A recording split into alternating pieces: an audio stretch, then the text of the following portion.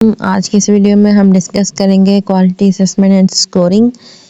तो सबसे पहले हमारे पास है assessing the accuracy and reliability of the protein interaction data is critical before using it further analysis.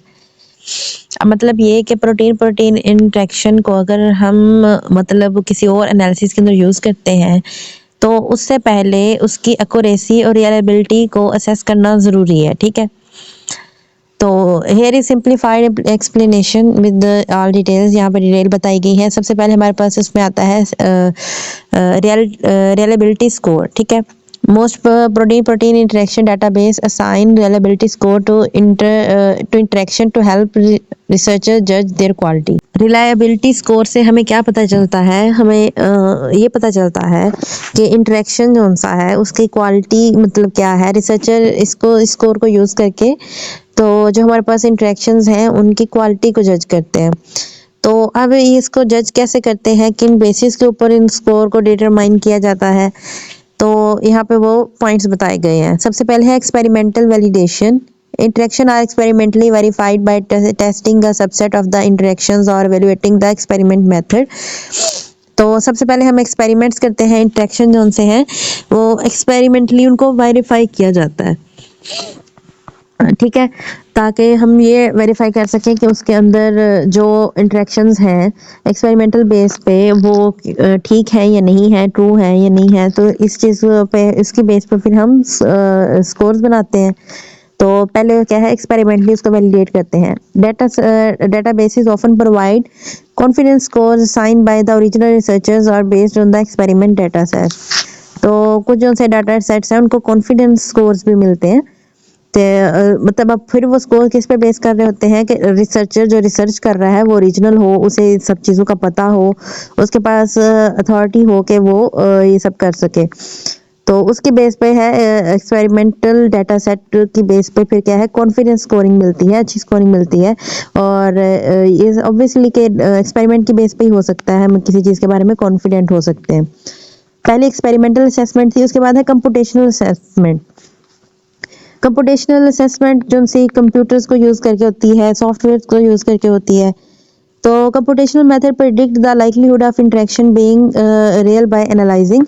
तो इसके अंदर क्या है कि वो प्रेडिक्ट करता है, मतलब कि इंटरेक्शन को एक्सपेरिमेंट में तो था जस्ट सिंपली एक्सपेरिमेंट करेगा फिर पता चलेगा। इसके अंदर होता है प्रेडिक्शन होती है इंटरेक्शन की, इसके अंदर प्रेडिक्शन की जाती है। जो हमने पहले टाइप्स के अंदर भी इसको देखा था।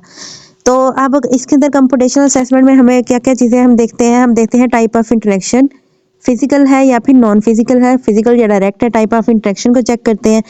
डिटेक्शन मेथड भी हमें पता होना चाहिए कि हम Y2H यूज़ कर रहे हैं या फिर APMS यूज़ कर रहे हैं। एक्सपेरिमेंटल स्केल भी होता है इसके अंदर, इससे हमें भी कंप्यूटेशनल असेसमेंट से पता चलता है कि जो इंटरेक्शन है वो स्मॉल स्केल पे हो रहा है या फिर हाई थ्रूपुट पे हो रहा है। और फिर है नंबर ऑफ स्पोर्टिंग पब्लिकेशंस भी इसके अंदर आते हैं कंप्यूटेशनल असेसमेंट में। नंबर ऑफ स्पोर्टिंग पब्लिकेशंस के मतलब कितने पब्लिशर्स ने इस प्रोटीन इंटरेक्शन डाटाबेस का मतलब यही स्कोर दिया हुआ है जो रिसर्च में आ रहा है। तो ये चीज़ें सारी मैटर करती हैं। नीचे एग्जांपल दी गए हैं, databases like IntAct, MINT, Mentha, happy and hit predict calculate reliability score using this detail. तो ये जो से डाटाबेसेस हैं ये जो हमने कंप्यूटेशन असेसमेंट में डिटेल्स बताई हैं, type of interaction, detection method, experimental scale value और नंबर ऑफ सपोर्टिंग पब्लिकेशंस, तो इसके बेस पे ये रिलायबिलिटी स्कोर को कैलकुलेट करते हैं। हर डाटाबेस का जो है अपना तरीका होता है ये स्कोर को कैलकुलेट करने का। Scoring methods in specific database, generally जो सा है जो ऊपर बताया गया है एक्सपेरिमेंटल और कंप्यूटेशनल असेसमेंट होती है। फिर है कुछ और जो से डाटाबेसेस हैं वो कैसे करते हैं। तो यहाँ पे हिट प्रिडिक्ट का बताया गया है। हिट प्रिडिक्ट कंबाइंस, तो इसमें है प्रेजेंस, ये किस बेस पे स्कोरिंग करता है, प्रेजेंस ऑफ होमोलोगस इंटरेक्शन। ये होमोलोगस इंटरेक्शन को चेक करता है। Shared gene ontology terms, presence of interacting domains in 3D structure and combine this with experimental method data to calculate final score। इसमें है, इसके अंदर एक्सपेरिमेंटल मेथड तो होगा, उसके अलावा कंप्यूटेशनल मेथड में ये करता है प्रेजेंस ऑफ होमोलॉजी को चेक करता है, जीन ओंटोलॉजी को चेक करता है और फिर देखता है कि जो इंटरेक्टिंग डोमेन है उनमें 3D स्ट्रक्चर मतलब कि जो 3D स्ट्रक्चर है प्रोटीन का, उनके अंदर इंटरेक्टिंग डोमेन्स हैं भी, इंटरेक्शन करने वाले डोमेन्स हैं भी या नहीं है, तो ये इस बेस पे ये स्कोर्स बनाता है। वैसे जो जनरल पढ़ा था उसके अंदर था टाइप ऑफ इंटरेक्शन देखता है, डिटेक्शन मेथड देखे जाते हैं, एक्सपेरिमेंट स्केल देखा जाता है, नंबर ऑफ स्पोर्टिंग पब्लिकेशंस देखे जाते हैं।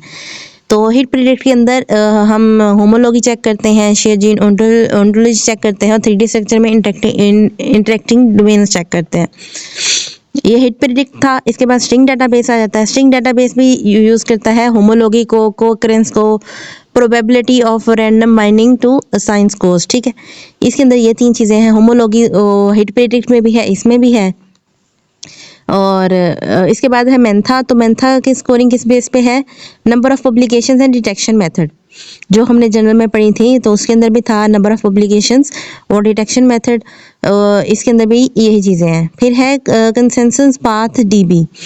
तो ये डाटाबेस क्या कहता है? Evaluate the graph based topology, literature evidence, pathway coherence and functional similarities. तो ये इन पॉइंट के बेस पे स्कोरिंग करता है, रिलायबिलिटी स्कोरिंग। फिर है iRefWeb, considers the number of publications, detection method and presence of similar interaction in other species।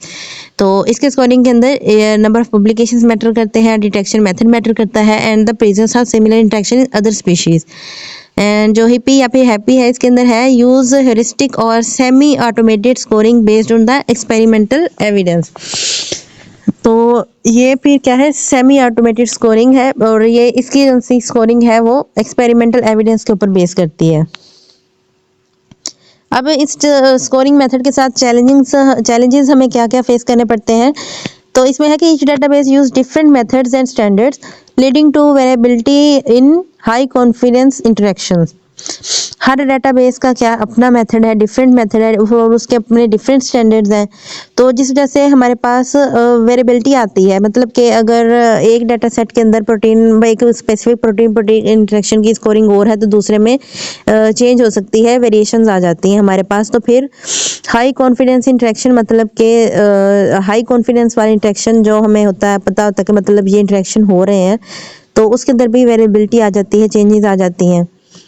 फिर है गोल्ड स्टैंडर्ड डाटाबेसेस जिनसे थे हमारे पास। Gold standard data sets used to evaluate interaction often have biases और errors affecting the reliability score. अब gold standard data set वाले हैं, उनका जो एवेल्युएशन होती है, उनकी जो स्कोरिंग होती है, उनके अंदर एरर्स भी हो सकते हैं। तो गोल्ड स्टैंडर्ड डाटा सेट्स के अंदर एरर्स होने के ज़्यादा चांस होते हैं।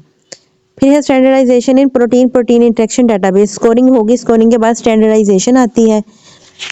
With many databases available, standardization ensure data compatibility and accessibility। तो हमारे पास बहुत सारे डेटाबेसेस हैं, इसलिए हमने उनकी स्टैंडर्डाइजेशन की है। तो पहला क्या है कि हम कॉमन फॉर्मेट्स को देखते हैं।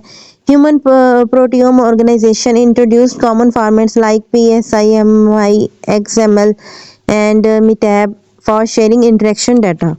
तो इन्होंने ना, मतलब कि जितने भी डाटाबेस हैं उनका फॉर्मेट जो है स्पेसिफाई कर दिए कि सब जो है एक जैसा फॉर्मेट यूज़ करेंगे, ताकि फिर उससे उसका फ़ायदा क्या होगा, इंटरेक्शन डाटा जो है हमारे पास उसको समझने का, या अगर हमने उसको शेयर करना है उस डाटा को, तो वो हमारे लिए इजी हो जाएगा, क्योंकि फॉर्मेट सेम होगा। अगर हर डाटाबेस का फॉर्मेट डिफरेंट होगा तो बहुत ज़्यादा प्रॉब्लम्स होंगी। तो ये स्टैंडर्डाइजेशन में पहला काम क्या किया गया कि फॉर्मेट जो से हम कॉमन कर दिए। फिर है controlled vocabulary. Standardized term describe interaction properties, for example, type of interaction and detection method with unique identifiers for easy searching। तो इसमें स्टैंडर्डाइजेशन में क्या है कि यूनिक आइडेंटिफायर्स आ जाते हैं, जिससे हमारे पास सर्चिंग इजी हो जाती है। तो कंट्रोल वोकैबुलरी आगे। इसके बाद है standardised query interface, allows user to programmatically assess interaction data from complete database like Inect, BioGrid, Mint, Dip and InnatDB and String। तो स्टैंडर्डाइजेशन क्यूरी भी होनी, इंटरफेस होना चाहिए, मतलब कि अब क्यूरी जो है वो उसका भी फॉर्मेट या फिर उसकी भी स्टैंडर्डाइजेशन होगी। फिर है IMAX consortium members databases follow a unified curation standards to avoid duplication, provides high quality non-redundant data through Proteome standardized interface। तो ये है। इसके बाद हमारे पास चैलेंजेस आ जाती हैं और फर्दर डायरेक्शंस आ जाती हैं। चैलेंजेस क्या है? प्रोटीन डाटाबेस के functional bias, different detection methods for certain interaction type, For example, Y2HD detects signal transduction interaction and APMS detection protein complex. पहला के फंक्शनल बायस आ सकती है और दूसरा है इनकम्प्लीट डाटा के हाई थ्रूपुट मेथड जो उनसे हैं उनके अंदर डाटा कंप्लीट नहीं होता, मतलब के डिटेल्स नहीं होती, उनके अंदर इंटरेक्शन एफिनिटी नहीं बताई गई होती, प्रोटीन अबंडेंस का नहीं बताया गया होता, पोस्ट ट्रांसक्रिप्शन मॉडिफिकेशंस का नहीं बताया गया होता, टिश्यू स्पेसिफिक एक्सप्रेशन नहीं बताया होता। तो ये इनकम्प्लीट इन्फॉर्मेशन आती है अगर हम लार्ज लेवल पे स्टडी करते हैं, तो ये हमें चैलेंजेस फेस करने पड़ते हैं। फ्यूचर इंप्रूवमेंट्स इसके अंदर क्या आ सकती हैं? Better integration, easier integration with other biological data through better cross referencing and identify mapping. Future improvements में बेटर इंटीग्रेशन होनी चाहिए, improved curation, correct errors like obsolete identifier और incorrect annotations using automated methods. Curation को improve करना है, uniform scoring होनी चाहिए, standardise scoring methods across the database for consistency. जिस तरह हमने वो भी देखा कि हर डाटाबेस का स्कोरिंग मेथड जो है वो डिफरेंट था, तो फिर हमें क्या है कि एक स्टैंडर्डाइज स्कोरिंग मेथड बनाना चाहिए जिसको सारे डाटाबेस फॉलो करके उसी की बेस पे जो स्कोर्स को एवेलुएट करें। Advanced analysis tools include network analysis and functional enrichment tools for the easier visualisation and analysis. तो इसके बाद कंक्लूजन है हमारे पास में है कि protein interaction databases are critical for modern biological research despite their current challenges improvements in technology curation and standardisation will make these resources even more valuable in the future.